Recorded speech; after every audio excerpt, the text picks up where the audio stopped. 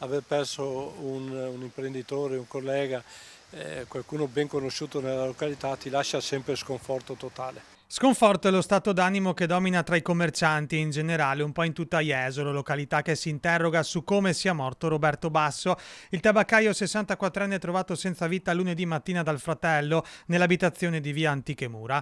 Un decesso ancora avvolto nel mistero, le indagini dei carabinieri proseguono serrate nel massimo riservo, così come l'esito dell'autopsia eseguita oggi dal medico legale Cristina Mazzarolo, incaricata dalla procura.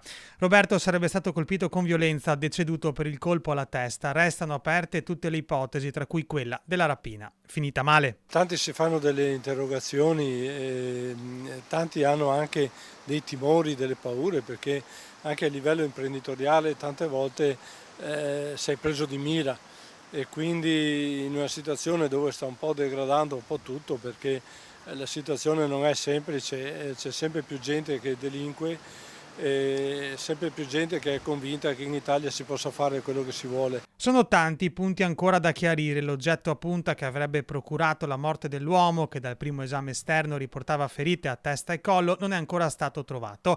Manca il movente e l'autore. Questa mattina all'esterno del tabacchino di Basso sono spuntati dei lumini votivi, sintomo dell'affetto testimoniato dalle tante persone che lo conoscevano. Jesolo non è abituata a certe situazioni e quindi un fatto così increscioso sconvolge un po' tutti quanti, soprattutto il non avere neanche certezze di quello che è avvenuto, come è avvenuto. Lasciamo lavorare le forze dell'ordine e senz'altro eh, riusciranno a scoprire quali sono state le motivazioni.